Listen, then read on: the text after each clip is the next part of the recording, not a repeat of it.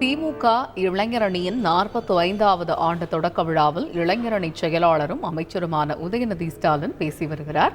அந்த காட்சிகளை பார்க்கலாம். இந்த நேரத்தில் 45வது வருஷத்துல நம்ம அழகிட்டு வைக்கிறோம்னா, இந்த நேரத்தில் இந்த பொறுப்பில் நம்ம இருக்கிறோம்னா அதுக்கு மிகப்பெரிய பெருமை. அந்த வாய்ப்பை அளித்த எனக்கு மட்டுமல்ல உங்களுக்கும் சேர்த்து அந்த வாய்ப்பை அளித்த கழக தலைவர் முதலமைச்சர் அவர்களுக்கு என்னுடைய நன்றியை நான் தெரிவித்துக் கொள்கின்றேன். நீங்க பேசும்போது சொன்னாங்க, நான் இளைஞரணி தலைவராக பொறுப்பேற்ற பிறகு அனைத்து தேர்தலையும் நம்முடைய கழகம் வெற்றி பெற்றிருக்குன்னு, அதற்கு எனக்கு முழு ஒத்துழைப்பு கொடுத்து எனக்கு அந்த உத்வேகத்தை கொடுத்திருக்கக்கூடிய உங்கள் அனைவருக்கும், அமைப்பாளர்களுக்கும் துணை அமைப்பாளர்களுக்கும் முதல்ல என்னுடைய நன்றியை நான் தெரிவித்துக் கொள்கின்றேன். இங்கே பேசினவங்க பல பேர் சொன்னாங்க, இந்தியாவிலேயே ஒரு இயக்கத்திற்கு அணி என்றால் அது திராவிட முன்னேற்ற கழகம். நம்முடைய தலைவர் அவர்கள் இந்தியாவில் இருக்கக்கூடிய அனைத்து இயக்கங்களும் துவங்குவதற்கு முன்பே இளைஞரணியை துவக்கி வைத்தவர் நம்முடைய தலைவர். அதேபோல கழகத்தில் பல அணிகள் இருந்தாலும் அதுல முதல் அணி நம்முடைய இளைஞரணி என்பதை நான் பலமுறை சொல்லியிருக்கின்றேன். அதை நாம் நிரூபித்தும் காட்டியிருக்கின்றோம். சேலத்தில் நம்முடைய இளைஞரணி 2வது மாநில மாநாட்டை சென்ற டிசம்பர் மாதம் நடத்தி அதையும் ஒரு மிகப்பெரிய வெற்றி மாநாடு நடத்தி காட்டிய உங்கள் அனைவருக்கும், அந்த மாநாட்டின் வெற்றிக்காக உழைத்த உங்கள் அத்தனை பேருக்கும் நான் ஏற்கனவே நன்றி சொல்லியிருந்தாலும் மீண்டும் இன்றைக்கு இந்த 45வது ஆண்டில் அடியெடுத்து வைக்கின்ற இந்த நேரத்தில் மீண்டும் என்னுடைய நன்றியை நான் தெரிவித்துக் கொள்கின்றேன். அதே போல சென்ற நாடாளுமன்ற தேர்தல் அனைத்து சட்டமன்ற தொகுதிக்கும் சென்று மக்களை சந்தித்து நம்முடைய இந்தியா கூட்டணி வெற்றி பெற வேண்டும் என்று தேர்தல் பிரச்சாரத்தில் நான் மட்டுமல்ல நீங்களும் ஈடுபட்டீர்கள். தமிழ்நாட்டு மக்கள் என்னதான் திரு மோடி அவர்கள் கிட்டத்தட்ட 6 முறை 7 முறை தமிழ்நாட்டுக்கு வந்திருந்தார். இதுவரை எந்த முறையும் இல்லாத அளவுக்கு எப்படியாவது ஒரு 2 சீட்டு 3 சீட்டாவது ஜெயிச்சிருவோன்ற அந்த நம்பிக்கையில நான் அப்பவே சொன்னேன், நீங்க 6 முறை இல்லை 1000 முறை வந்தாலும் தமிழ்நாட்டு மக்கள் உங்களை ஏற்றுக்கொள்ள மாட்டார்கள். எங்கள் தலைவரையும் சமூக நீதியும் தான் தமிழ்நாட்டு மக்கள் ஏற்றுக்கொள்வார்கள் அப்படின்னு அதை நிரூபித்து காட்டிய தமிழ்நாட்டு மக்களுக்கு 40க்கு 40 தொகுதி வெற்றியை கொடுத்த தமிழ்நாட்டு மக்களுக்கு நம்முடைய இளைஞரணியின் சார்பாக நாம் நன்றியை தெரிவித்துக் கொள்கின்றோம். நம்முடைய மாநில துணை செயலாளர் திரு பிரகாஷ் அவர்கள் இந்த முறை ஈரோட்டில் சென்ற முறை அவருக்கு தவறிவிட்டது சட்டமன்ற தேர்தலின் பொழுது. அப்பொழுதே நான் வாக்குறுதி கொடுத்திருந்தேன். இந்த முறை அவருக்கு அந்த போட்டியிடுகின்ற வாய்ப்பு கிடைத்து கிட்டத்தட்ட 2,35,000 வாக்கு வித்தியாசத்தில் வெற்றி பெற்றிருக்கார் நம்முடைய மாநில துணை செயலாளர் திரு பிரகாஷ் அவர்களுக்கும் இந்த இளைஞரணி கூட்டம் தன்னுடைய வாழ்த்துக்களையும் நன்றியும் தெரிவித்துக் கொள்கின்றது. டெல்லிக்கு போடுறதுனால இளைஞரணி பணிகளை மறந்துவிட மாட்டீர்கள் என்று நான் நம்புகின்றேன். இப்போ என்கிட்ட பர்மிஷன் கேட்டார், ஆனால் நாளைக்கு டெல்லிக்கு கிளம்புறேன், வரத்துக்கு 20 நாள் ஆகும் அப்படின்னு. டெல்லிக்கு சென்றாலும் இளைஞரணி பணிகளில் நீங்கள் கவனம் செலுத்துவீங்கன்னு நான் நம்புறேன். அதே போல திரு அண்ணாதுரை CN அண்ணாதுரை அவர்களும் இந்த முறை மீண்டும் நாடாளுமன்றத்திற்கு போட்டியிட்டு வெற்றி பெற்றிருக்கிறார். அவருக்கும் இந்த நேரத்தில் என்னுடைய வாழ்த்துக்களை தெரிவித்துக் கொள்கின்றேன். அதே டெல்லிக்கு சென்றாலும்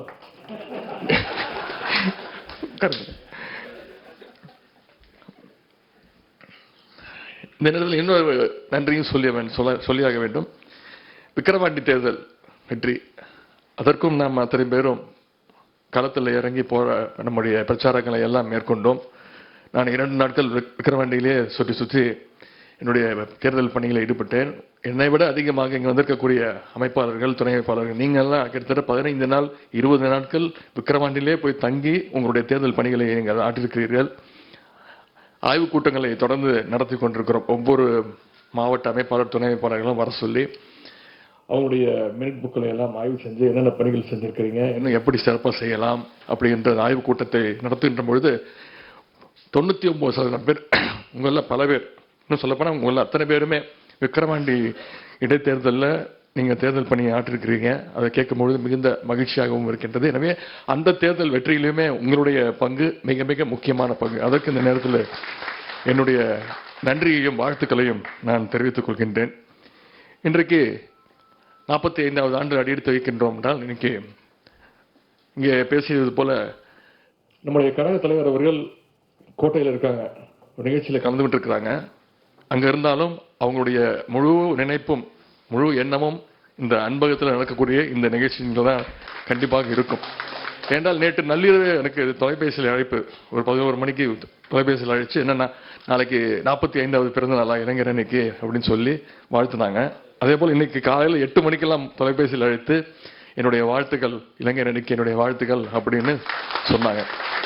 தலைவர் எந்த பொறுப்புக்கு போனாலும், எந்த மிகப்பெரிய பொறுப்பு அடைஞ்சாலும், மாநாட்டில் நான் சொன்னேன்ல, இந்த இளைஞரணி மாநில இளைஞரணி செயலாளர்ன்ற பதவி எப்பவுமே இந்த எங்களுடைய இளைஞர் அணிக்கு பிராண்ட் அம்பாசிடர்னா அது நம்முடைய கழக தலைவர் அவர்கள் தான். அதைத்தான் அவரும் விரும்புவார். என்றால் அவர் உழைச்சிருக்கிறாரு, இன்னைக்கு இந்த இவ்வளவு பெரிய பொறுப்புக்கு வந்திருக்கிறாருன்னா இளைஞரணி தான் அதற்கு அடித்தளமிட்டது. இங்கே நிறைய பேர் உள்ளாட்சி பொறுப்புகள், நிறைய முக்கியமான பொறுப்புகளுக்கு வந்திருக்கிறீங்க. மக்களால் தேர்ந்தெடுக்கப்பட்டு, இதுவும் நியமன பொறுப்பு கிடையாது, மக்களால் தேர்ந்தெடுக்கப்பட்டு, அதே போல மாவட்ட செயலாளர்களாக எனக்கு பல பேர் வந்திருக்கிறாங்க, ஒன்றிய செயலாளர்களாக பல பேர் வந்திருக்கிறாங்க, சட்டமன்ற உறுப்பினர்களாக, அமைச்சர்களாக, முதலமைச்சராக வந்திருக்காங்கன்னா அது இந்த இளைஞரணி போட்ட, இளைஞரணியில அந்த உழைப்புக்கு கிடைத்த அந்த அடித்தளம் தான். எனவே இன்றைக்கு இந்த முரசொலி சமூக வலைதளங்கள் துவங்கி இருக்கிறோம். ஏற்கனவே இளைஞரனுக்கு என்று ஒரு சமூக வலைதளம் இருந்தாலும் இன்னைக்கு ஒரு வருவாய் மாவட்டத்திற்குன்னு தனியா ஒரு சமூக வலைதள பக்கங்கள், இன்ஸ்டாகிராம், எக்ஸ்தலம், ஃபேஸ்புக் அப்படின்னு ஒரு மாவட்டத்திற்கும் துவங்கி இருக்கின்றோம். பைலட் ப்ராஜெக்டாக இன்று இங்க அன்பகத்திலிருந்தே இந்த அடுத்த ஒரு 1.5 மாதங்களுக்கு இந்த சமூக வலைதள பக்கங்கள் இங்கிருந்தே இயங்கும். இதற்கான பயிற்சி இவரை பேசி முடிந்த பிறகு, இந்த நிகழ்ச்சி முடிந்த பிறகு இதற்கான பயிற்சி உங்கள் அனைவருக்கும் வழங்கப்படும். நான் கேட்டுக்கொள்வதெல்லாம், இப்பொழுது எப்படி அரசியல் களம் மக்களை சந்திக்கிறோம், அந்த களம் எவ்வளவு முக்கியமோ அதே போல இன்னைக்கு இந்த சமூக வலைதளங்களும் மிக மிக முக்கியமாக இருக்கின்றது. குறிப்பாக பாரதிய ஜனதா கட்சி வெறும் பொய்களையே பரப்பி, பொய்யையே பேசி மட்டுமே அரசியல் பண்ணி கொண்டிருக்கிறார்கள். ஆனால் நம்முடைய இயக்கத்திற்கு தான் இந்த வரலாறு இருக்கின்ற, திராவிட இயக்க வரலாறு. நம்ம பாசற கூட்டம் நடத்தணும்னு சொல்றோம்ல, ஒரு தொகுதிக்கு ஒரு பாசற கூட்டத்தை நடத்தி காட்டணும், தலைவருடைய கட்டளையின் பேர்ல ஒரு தொகுதிக்கு நடத்தி காட்டணும். 234 தொகுதியில பாசறை கூட்டங்கள் நடத்தணும். இப்போ ஒன்றிய அளவிலையும் பாசற கூட்டங்களை நடத்த இருக்கின்றோம். இந்த சமூக வலைதளங்கள் மிக மிக முக்கியமான ஒரு பங்கு வகிக்கின்றது. உங்களை எல்லாம் நான் கேட்டுக்கொள்வது, இந்த பயிற்சியை கொஞ்சம் கூர்ந்து கவனித்து அனைவரும் சமூக வலைதளங்களை இன்னும் சிறப்பாக நீங்கள் எல்லாம் செயல்படணும்னு நான் கேட்டுக்கொள்கின்றேன். நம்முடைய முரசொலி பாசறை பக்கம் காலைல எந்திரிச்சோன்னே தினமும் முரசொலி தவறாம படிச்சிருங்க. தலைவருடைய அறிக்கைகள், நம்முடைய அரசினுடைய திட்டங்கள், என்னுடைய அறிக்கைகள் படித்து அந்த பாசறை பக்கம், குறிப்பா முரசொலியுடைய கடைசி பக்கத்தை கடந்த கிட்டத்தட்ட 1.5 ஆண்டுகளாக, சென்ற வருடம் ஜனவரி மாதம் ஆரம்பித்தோம். தினமும் இளைஞர் அணிக்கென்று ஒரு பக்கத்தை ஒதுக்கி முரசொலி பாசறை பக்கத்தை, முரசொலியில கடைசி பக்கத்தை வெளியிட்டிருக்கிறோம். அது மட்டும் இல்ல, இளைஞர் அணிக்கென்று முதன்முறையாக ஒரு பதிப்பக்கத்தை துவங்கி புத்தகங்கள் வெளியிட்டிருக்கிறோம். அனைத்து புத்தக கண்காட்சிகளும் விற்பனை செய்யப்பட்டிருக்கிறது. அதையெல்லாம் படித்து இந்த சோசியல் மீடியாவில் இன்னும் நீங்கள் கொஞ்சம் ஆக்டிவாக இயங்கணும் அப்படின்னு நான் கேட்டுக்கொள்கின்றேன். அதுபோல் இளைஞர் அணிக்கு தலைவர் அவர்களிட்ட கட்டளைகள், கலைஞர் நூற்றாண்டை முன்னிட்டு ஒவ்வொரு தொகுதிக்கும் ஒரு நூலகம் துவங்க வேண்டும் என்று கூறியிருந்தார். அதே போல இப்போ 234 தொகுதியில 50 தொகுதிகளில் 50 நூலகங்களை இளைஞரணி சார்பாக திறந்திருக்கின்றோம். அந்த 50 மாவட்ட அமைப்பாளர்களுக்கும் துணை நான் வர வேண்டும் என்ற தீர்மானம் தான் நிறைவேற்றப்பட்டது. பத்திரிகைகளில் வருகின்ற, நான் பேச முடிக்கல, பத்திரிகையில் வருகின்ற கிசுகிசுகள், வதந்திகள் எல்லாம் படிச்சுட்டு இது நடக்க போதோ, அப்ப நம்ம ஒரு கோல் போட்டு வச்சிருவோம், துண்டு போட்டு வச்சிருவோம் அப்படின்ற அடிப்படையில் இங்க பேசி இருக்கிறீங்க. எப்படி தலைவர் எந்த பொறுப்புக்கு சென்றாலும் அவர் மனதிற்கு, அவர் பலமுறை சொல்லியிருக்கிறார், அந்த இளைஞரணி செயலாளர் என்ற அந்த பொறுப்பு தான் அவருக்கு மனதிற்கு மிக மிக நெருங்கிய பொறுப்பு. அதே போல துணை முதலமைச்சர் அப்படின்னு பலமுறை என்ன பத்திரிகை நண்பர்கள் கேட்டபோது கூட சொன்னேன், ஆமா எல்லா அமைச்சர்களுமே எங்களுடைய முதலமைச்சருக்கு துணையாகத்தான் இருப்போம். இங்க வந்திருக்கக்கூடிய அத்தனை அமைப்பாளர்களுமே நம்முடைய முதலமைச்சருக்கு துணையாகத்தான் இருப்போம். எவ்வளவு பெரிய பொறுப்பு வந்தாலும் என்னுடைய மனதிற்கு மிக மிக நெருங்கிய பொறுப்புனா அது கண்டிப்பாக இந்த இளைஞரணி, திராவிட முன்னேற்ற கழகத்துடைய இளைஞரணி செயலாளர் என்ற அந்த பொறுப்பு தான். எனவே எந்த பொறுப்பு வந்தாலும் இளைஞரணியை மறந்துவிட மாட்டேன். நம்ம இருக்க வேண்டிய பணிகள் ஏராளம். எப்படி தொடர்ந்து நாடாளுமன்ற தேர்தலில் வெற்றிக்காக உழைத்தோமோ, எப்படி விக்கிரவாண்டி சட்டமன்ற தேர்தல் இடைத்தேர்தல் வெற்றிக்காக உழைத்தோமோ, அதே போல வருகின்ற மிக மிக முக்கியமான தேர்தல் 2026 தேர்தல் நம்முடைய கழகத்துடைய அரசினுடைய தலைவருடைய சாதனைகளை, திட்டங்களை எல்லாம், குறிப்பா பெண்கள் இந்த முறை தேர்தல் ரிசல்ட் வந்ததுக்கு அப்புறம் அது ஒரு ஆய்வு செஞ்சு பார்த்தோம். எந்த முறையும் இல்லாத அளவுக்கு இந்த முறை தாய்மார்கள், பெண்கள் நம்முடைய திராவிட முன்னேற்ற கழகத்திற்கு வாக்களிச்சிருக்கிறாங்க. அந்த அளவுக்கு நம்முடைய தலைவருடைய விடியல் பயணம் திட்டம், அந்த கட்டணமில்லா பேருந்து திட்டம், அதே போல கலைஞர் மகளிர் உரிமை தொகை திட்டம், இந்த 2 திட்டமும் பெண்களிடத்துல நம்முடைய கழகத்திற்கும் அரசிற்கும் தலைவருக்கும் மிகப்பெரிய ஒரு நல்ல பெயரை ஏற்படுத்தி கொடுத்திருக்கிறது. மிகப்பெரிய எதிர்பார்ப்பு வந்திருக்கிறது. எனவே இதையெல்லாம், அதே போல புதுமை பெண் திட்டம், இப்ப அந்த திட்டத்தை, அதாவது அரசு பள்ளியில படிச்சு அரசு எந்த கல்லூரியில போய் சேர்ந்தாலும் அவங்களுக்கு மாசம் 1000 ரூபாய் கிட்டத்தட்ட ஒரு வருடமும் 2.5 லட்சம் மாணவிகள் பயன்பெற்றிருக்கிறாங்க. இதனால மாணவிகள் கல்லூரியில சேர்ற அந்த சதவீதமே உயர்ந்திருக்கு. இப்ப தலைவர் அந்த திட்டத்தை ஆண்கள் மாணவர்களுக்கும் விரிவுபடுத்திருக்கிறாங்க. இந்த ஆகஸ்ட் மாசத்திலிருந்து விரிவுபடுத்துறாங்க. தமிழ் புதல்வன் திட்டம் அப்படின்னு.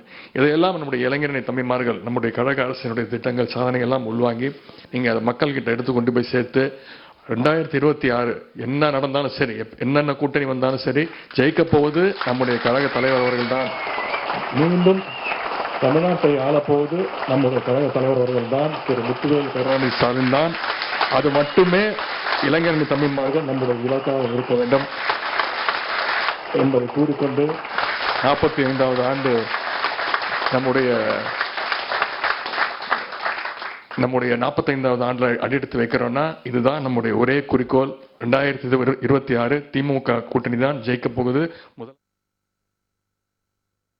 திமுக இளைஞரணியினுடைய 45வது ஆண்டு தொடக்க விழாவில் இளைஞரணி செயலாளரும் அமைச்சருமான உதயநிதி ஸ்டாலின் உரையாற்றினார். பல்வேறு விஷயங்கள் தொடர்பாக பேசிய அவர், தனக்கு துணை முதலமைச்சர் பதவி வழங்க உள்ளதாக கிசுகிசுக்கள் வருவதை கவனித்து வருவதாக தெரிவித்தார். மேலும் எவ்வளவு பெரிய பதவிக்கு சென்றாலும் இளைஞரணி பதவிதான் தன் மனதுக்கு மிகவும் நெருக்கமானது என்றும் உரையாற்றியதை பார்த்தோம்.